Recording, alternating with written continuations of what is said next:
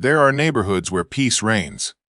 Families wave to each other, kids ride their bikes freely, and backyard barbecues are more about laughter than judgment. But not in my neighborhood. No. Here, we had Karen, and Karen had a mission. When I first moved in, I thought the place looked perfect. Clean sidewalks, tidy lawns, a quiet suburban retreat away from the chaos of the city. The homeowners association promised community standards and neighborhood harmony. What they didn't tell me was that harmony had one conductor, and her name was Karen. She was a self-appointed watchdog who monitored every mailbox, every blade of grass, and every new car parked in a driveway that wasn't hers. For a while I kept my head down. I followed the rules. Trash bins out only on collection days, grass cut at regulation height, holiday decorations removed within the permitted time frame. I wasn't trying to make waves. But then came the pool. For years, I had dreamed of installing a backyard pool. Nothing outrageous, just a clean rectangle with a small patio around it. A place to relax, cool off in the summer, maybe host some friends on weekends. And since I happened to be a certified building inspector for the county, I knew exactly what the process required. I pulled all the necessary permits, approved the zoning compliance, and ensured the contractors followed every regulation down to the letter. It was, without question, one of the most by-the-book installations I had ever overseen. Construction took about 2 months.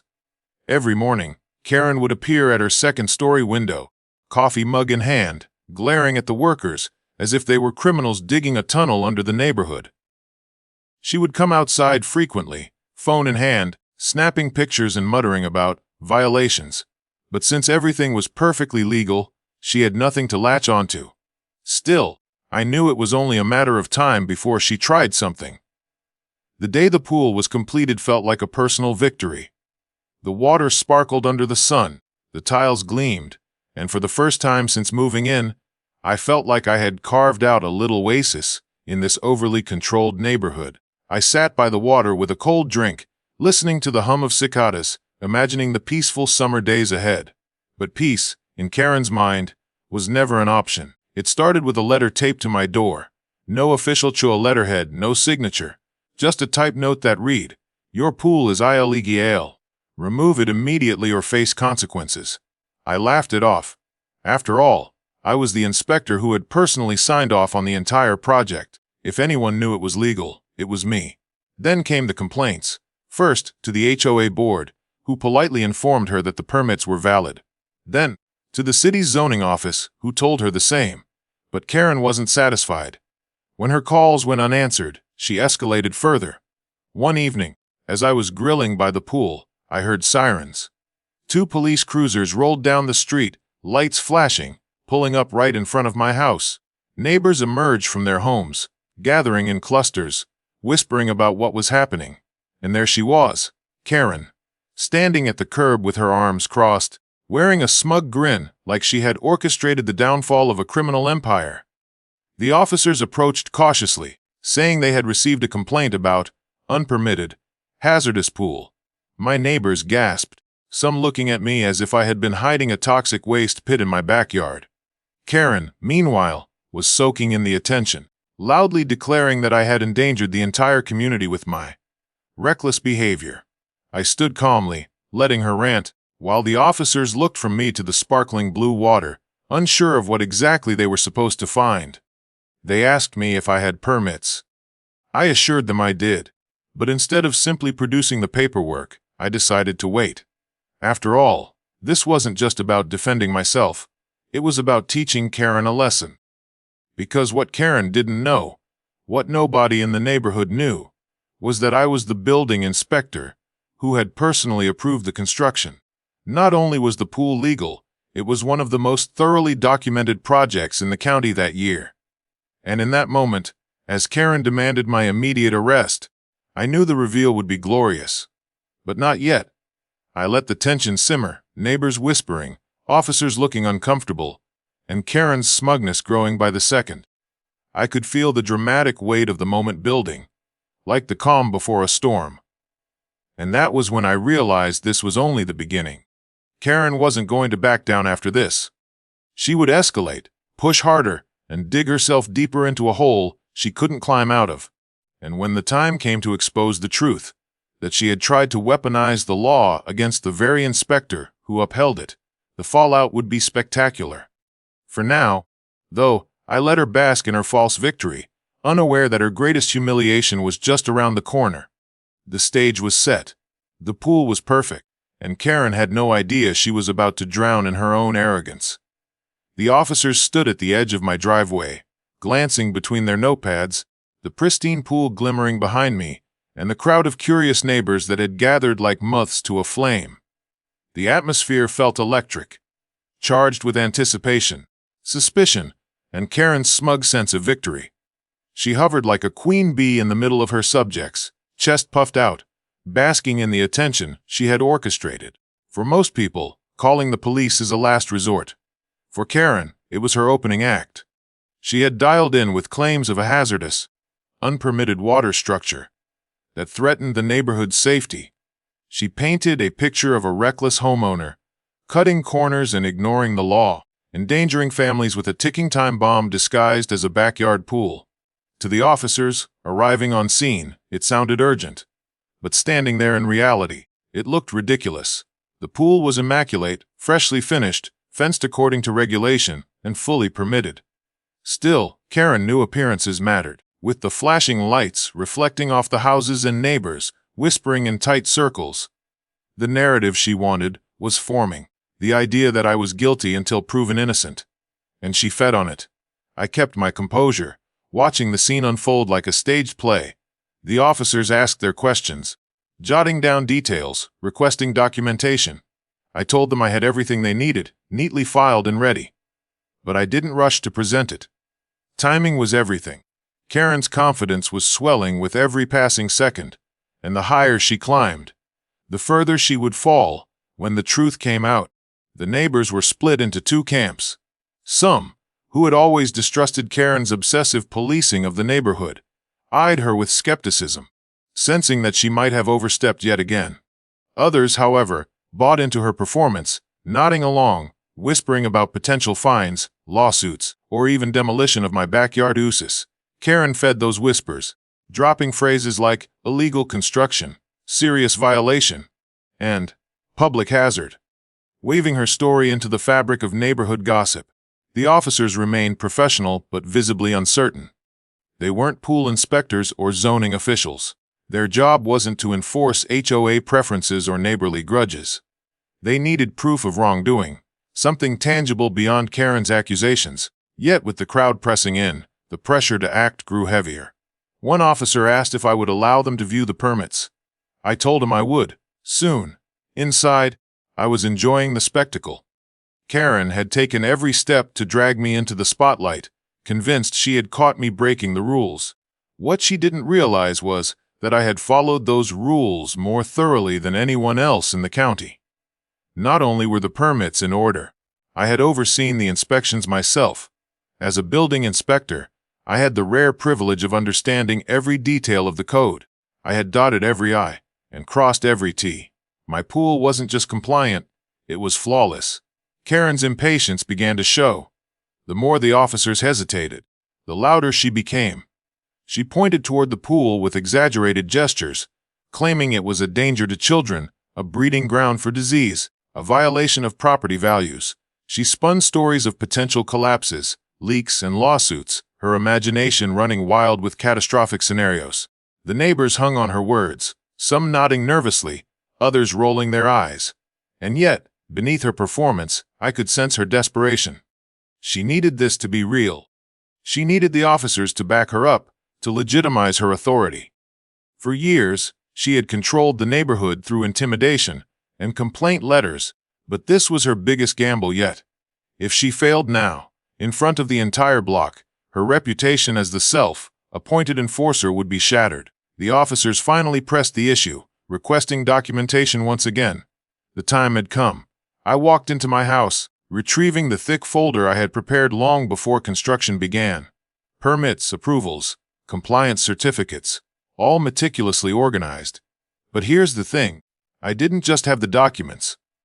I had them signed by the county's building inspection office, with my own name and signature at the bottom. Returning outside, I placed the folder in the officer's hands.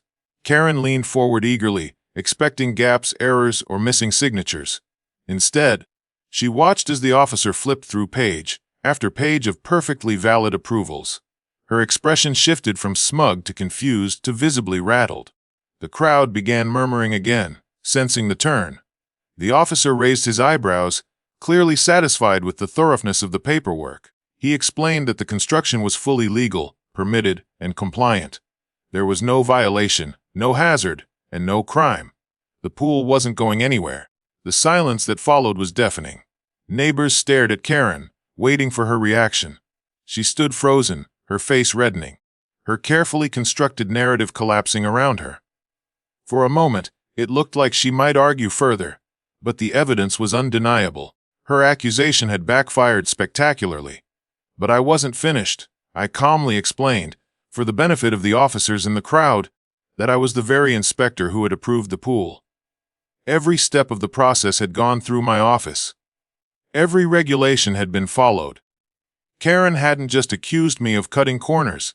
She had effectively accused the county's inspection department of corruption and incompetence. The weight of that realization hit her hard. The officers closed their notepads, offering a polite nod before heading back to their cruisers. The flashing lights faded. The crowd began to disperse, and the atmosphere shifted from tense anticipation to quiet amusement. Whispers turned into chuckles, neighbors shaking their heads at Karen's theatrics. Her once loyal followers slipped away, unwilling to associate with her failure. Karen, however, didn't retreat. She stood stiffly on the curb, her pride wounded but her defiance unbroken. I could see it in her eyes. The calculation, the refusal to accept defeat. She had lost this battle, but she wasn't finished. She would regroup, find another angle, and strike again. And that was the moment I realized the war had only just begun. Because while the officers left satisfied, and the neighbors walked away entertained, Karen stood plotting. And I knew from experience, a Karen plotting in silence was far more dangerous than a Karen shouting in public. The pool was safe. The permits were flawless. The truth was undeniable. But Karen's obsession had just been ignited, and she wasn't about to let it go. The neighborhood returned to its quiet rhythm in the days following the police visit, but the air had changed. Where there had once been whispers of scandal, there was now a current of amusement. People chuckled when they recalled Karen's grand accusations, her certainty crumbling under the weight of undeniable evidence. Children reenacted the scene on the sidewalks, one playing Karen with exaggerated hand, waving while others played police officers shaking their heads. But behind closed doors, I knew she was simmering. Karen wasn't built to accept defeat. Every failure became fuel, every humiliation a blueprint for retaliation. And though she had been embarrassed in front of the entire block, she was already plotting her next move. Her first strategy was subtle. Flyers appeared in mailboxes across the neighborhood, unsigned but dripping with accusation. They warned of hidden dangers in newly installed pools, citing bogus statistics about drowning risks, structural collapses, and skyrocketing insurance premiums. Some neighbors rolled their eyes and tossed them in the trash, but others began to worry. Karen's talent wasn't in the truth. It was in planting seeds of fear. Within days, a small faction of residents began whispering concerns at HOA meetings.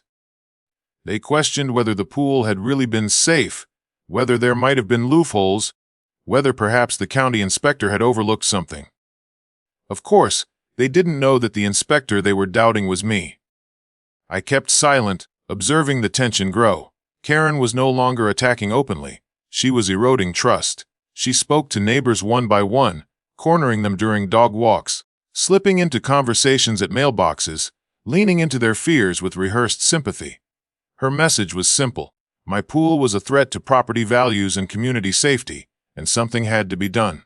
The HOA board, already wary of her constant complaints, tried to brush it aside, but Karen had persistence on her side. She filed official grievances with the board, demanding a special investigation. She scoured the bylaws, circling vague clauses about nuisances and aesthetic uniformity. Even if the pool was legally permitted, she argued, it violated the spirit of the community. And with each filing, each complaint, each whispered warning, she built momentum. I noticed subtle changes in how neighbors treated me. Some still waved cheerfully, supportive after watching Karen's public embarrassment. But others grew distant, nodding politely without conversation, glancing toward my backyard with unease. One couple even canceled their invitation to a weekend barbecue, stating busy schedules, but betraying nervous glances at the pool behind me. Karen's campaign was working. And then came the sabotage. One morning, I walked outside to find the pool littered with debris. Dead leaves, fast food wrappers, and even broken glass floated in the water. At first, I thought it might have been neighborhood kids fooling around, but the frequency increased. Every few days, I discovered new damage. Graffiti on the fence, garden tools stolen, trash bags deliberately ripped and tossed into the pool. Someone was trying to make my oasis look like a hazard. I installed cameras, motion sensors, and security lights. It didn't take long before the culprit revealed herself. The grainy footage showed Karen slipping through the side yard under cover of darkness, tossing bags of garbage over the fence, retreating with a satisfied strut. Her campaign of rumor had evolved into a campaign of destruction. I kept the footage to myself, waiting. Exposing her immediately would end the game too quickly. Instead, I let her dig deeper, documenting every act, every attempt to undermine me. Each piece of evidence became another nail in the coffin of her credibility. Meanwhile, Karen doubled down. She called the city health department, claiming my pool was unsanitary and filled with stagnant water. Inspectors arrived, only to find it spotless, perfectly balanced, and maintained with professional precision. She called the fire department, alleging electrical hazards from the pool lights.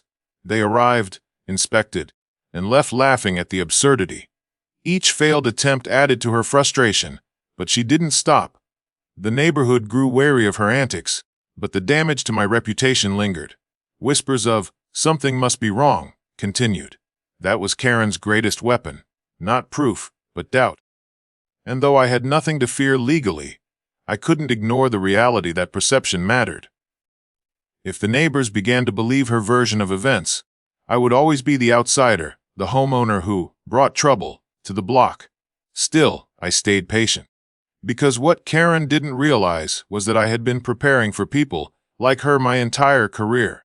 Inspectors see the best and worst of human behavior. Contractors cutting corners, homeowners bending rules, neighbors weaponizing complaints. And I had learned that sometimes the most effective strategy was to let arrogance expose itself. Karen believed she was untouchable. She thought her persistence made her powerful, that her fear-mongering gave her influence. But with every flyer, every false report, every act of vandalism, she was weaving a noose of her own making. And soon, she would hang herself with it. The turning point came late one night, when I caught her on camera again. This time, she wasn't tossing trash. She was climbing the fence, creeping toward the pool equipment.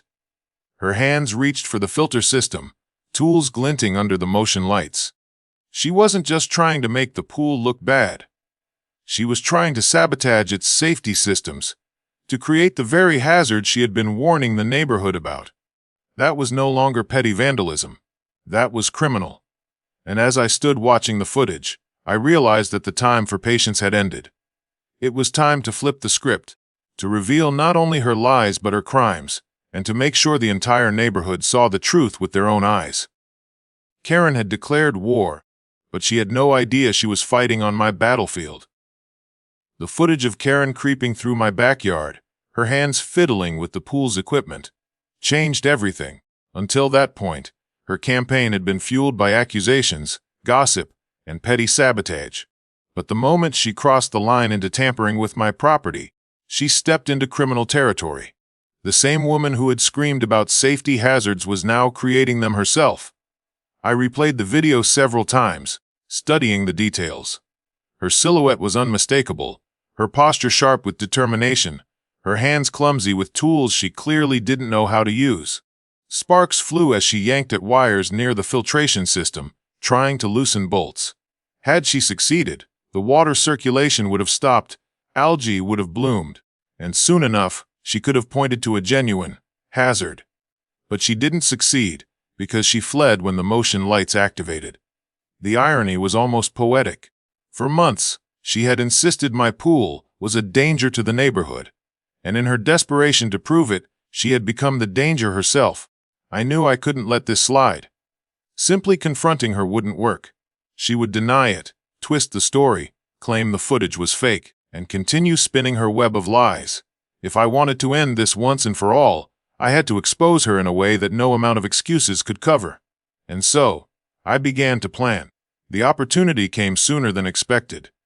The HOA announced a quarterly meeting, one of the few times nearly the entire neighborhood gathered in one place. Karen never missed these meetings.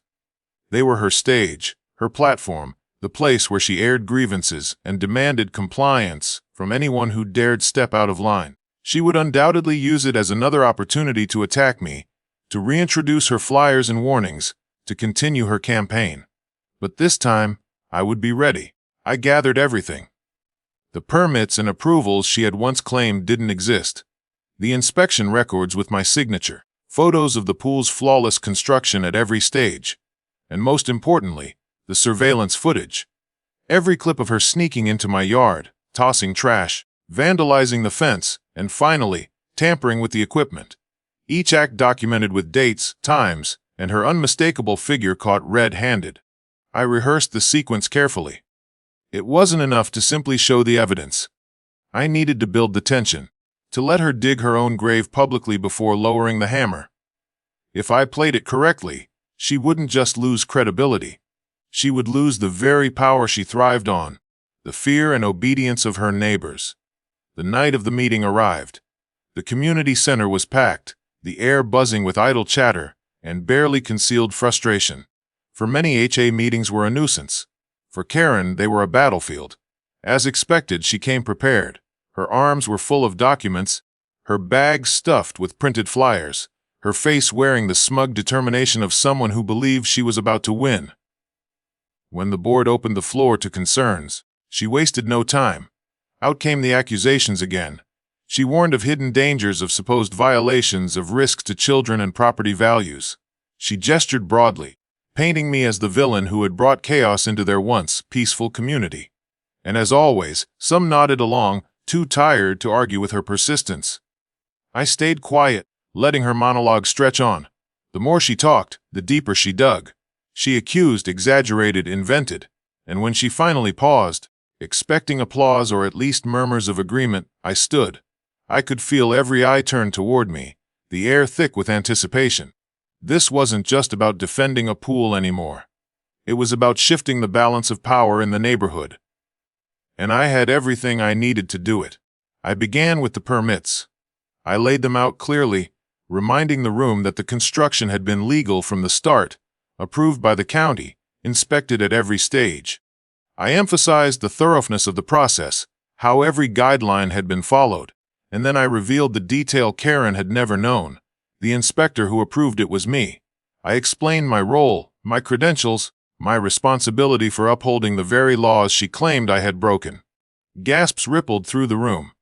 Karen's face drained of color, her certainty faltering for the first time. But I wasn't finished. I moved on to the second layer, the evidence of her sabotage.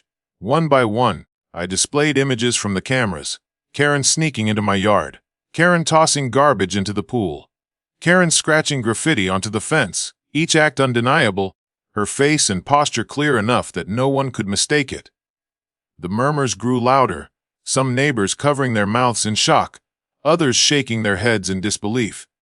And then came the final blow, the footage of her tampering with the equipment. The clip played out slowly, her figure illuminated by the motion lights, her tools glinting as she tugged recklessly at wires and bolts. When the sparks flew, the entire room gasped in unison. Parents clutched their children closer, neighbors exchanged horrified looks. This wasn't just pettiness. This was dangerous. The board sat frozen, their authority stripped away by the undeniable truth. Karen stood at the center of it all, her papers clutched uselessly in her hands, her mouth opening and closing with no words emerging. For the first time, her power had evaporated. The whispers in the room shifted. No longer were they directed at me, the supposed rule breaker. Now, they were aimed at her. Words like reckless, dangerous, and unhinged floated through the crowd. The very community she had controlled with intimidation now turned against her.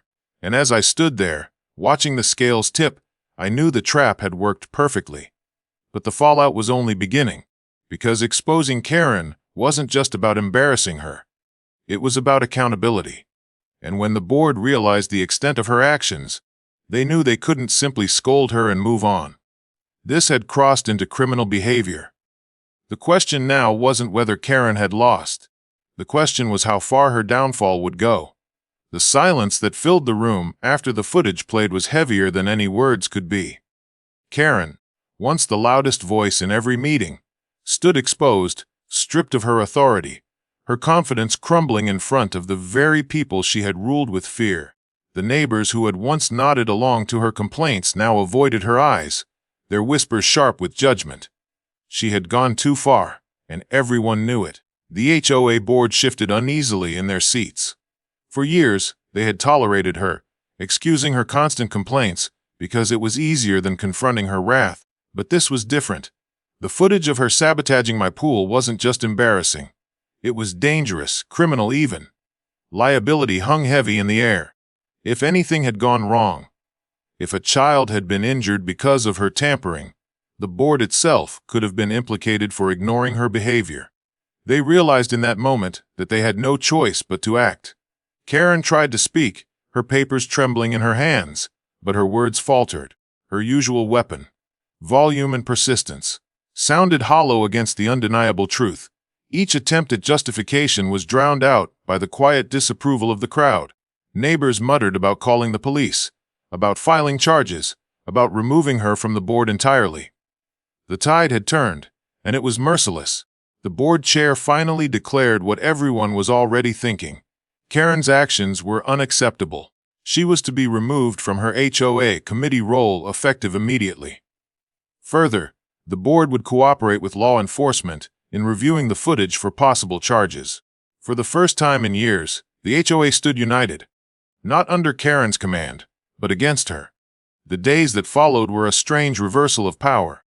Neighbors who had once treated me with suspicion now approached with apologies, admitting they had been swayed by Karen's rumors. Parents thanked me for exposing her before her sabotage could hurt anyone. Even the most passive residents, the ones who had quietly tolerated her reign of intimidation, began to show relief. The neighborhood felt lighter, freer, as if an invisible weight had been lifted.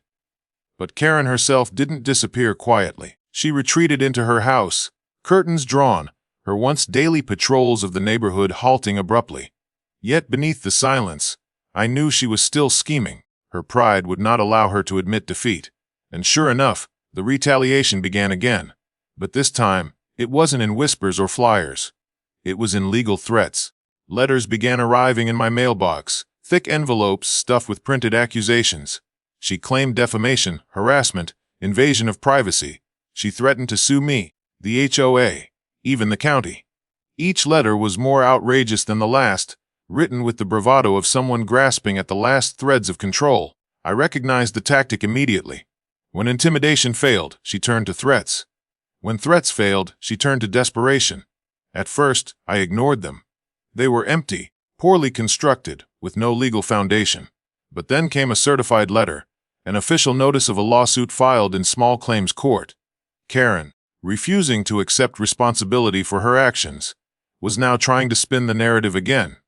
In her complaint, she painted herself as the victim, claiming I had targeted her, humiliated her, and fabricated evidence. It was laughable, but it was also serious enough that it had to be addressed. I prepared carefully. Just as I had at the HOA meeting, I gathered my documents, my permits, and the full unedited surveillance footage. In court, unlike in neighborhood gossip, evidence ruled above noise. Karen strutted in, armed with her usual theatrics, clutching binders of irrelevant printouts and conspiracy theories. But when the judge reviewed the footage, her case collapsed instantly. The evidence was undeniable. The judge not only dismissed her claim, but warned her about filing frivolous lawsuits in the future. Her defeat in court spread through the neighborhood like wildfire. What little credibility she had left evaporated overnight. Neighbors who had once avoided her now openly mocked her attempts at control. Children laughed when they saw her in the street, repeating the phrase, illegal pool, like a joke.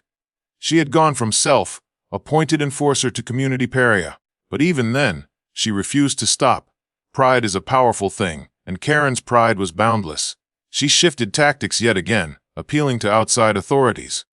She wrote letters to the county commission, to the state housing board, even to the local newspaper. She claimed corruption, insisted my role as inspector was a conflict of interest, demanded an independent review of the pool. Each time, her complaints were dismissed, but her persistence never wavered. I realized then that Karen wasn't just fighting me. She was fighting reality itself. To admit defeat meant admitting she had been wrong from the start, and that was something her ego could never allow. And so, the battle entered its final stage. Karen had been exposed, stripped of power, humiliated in public, defeated in court, yet she still clung to her narrative, desperate to reclaim even a fraction of her old authority. What she didn't realize was that her every move was only digging her deeper into isolation. The neighborhood had moved on. The board had moved on. The authorities had moved on. Only Karen remained stuck in the fight. And as I sat by my pool one evening, the water shimmering peacefully under the fading light, I understood what was coming. Karen wasn't finished. Not yet. She would make one last attempt, one final desperate move to regain control.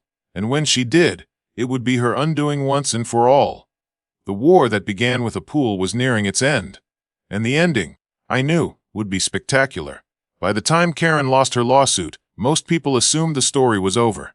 She had been exposed before the HOA, humiliated in court, and isolated from the neighbors who once tolerated her crusades. Her flyers no longer found their way into mailboxes, her voice no longer echoed through meetings, and her watchful presence at windows and curbs seemed to vanish overnight. On the surface, it looked like the neighborhood had finally found peace, but anyone who truly knew Karen understood that silence was never surrender. Her pride, bruised and battered as it was, refused to die quietly. She had lost her platform, her influence, and her credibility, yet her obsession still burned. And when obsession mixes with desperation, it doesn't fade away. It explodes. I sensed it coming in subtle ways. The occasional glimpse of her watching from behind her curtains. The way she lingered at the edge of her driveway, whenever I stepped outside. The tension in her posture when neighbors passed without acknowledgement. She was a queen without a crown, a self-appointed enforcer stripped of her authority, and it gnawed at her every waking moment. Then came the night that confirmed everything. It was late, the kind of humid summer evening when the air feels thick and sound carries strangely. I was inside, reviewing paperwork from a long day, when my security system alerted me to motion in the backyard. At first, I assumed it was another raccoon or stray cat, but when I glanced at the feed, there she was again, Karen. Dressed in dark clothing, her face partially covered, clutching something metallic in her hands. This wasn't the furtive sabotage of before. She wasn't tossing garbage or scratching fences. She was carrying bolt cutters, heading straight for the gate to my pool. Her plan became clear as I watched her work. She cut through the lock, slipped inside, and made her way to the edge of the water. From her bag, she produced containers filled with what looked like a powder. My stomach dropped as I realized what she intended. She was about to poison the pool. Whether it was fertilizer, cleaning chemicals, or something worse, it didn't matter. The intent was clear. She wanted the pool destroyed, unsafe, unusable. But what she hadn't considered was that every angle of her trespass was being recorded in crystal clarity. The cameras caught her face, her tools, her actions, her every step. It was the final piece of evidence, the ultimate nail in the coffin of her campaign. I didn't intervene. Not yet. I let the cameras roll, documenting every second as she poured her concoction into the water, watching with satisfaction as the surface clouded and frothed. She believed she had won, that she had finally created the hazard she had been warning the neighborhood about since day one. She left quickly, slipping back through the gate, retreating into the shadows with her pride momentarily restored. The next morning, the neighborhood awoke to the sight of my pool drained, the water treated and removed by professionals I had called overnight. I wasn't about to risk contamination. By mid-afternoon, a team was already at work restoring it, ensuring it was safe and pristine again. Karen had failed even in her most destructive act, because while she thought she was clever, I had anticipated her desperation. The footage was undeniable. Unlike the grainy shadows of her earlier vandalism, this time the evidence was crystal clear. Her face, her tools, her sabotage, all caught in high definition. I turned the recordings over to the police immediately. The response was swift. Officers arrived at her door that evening.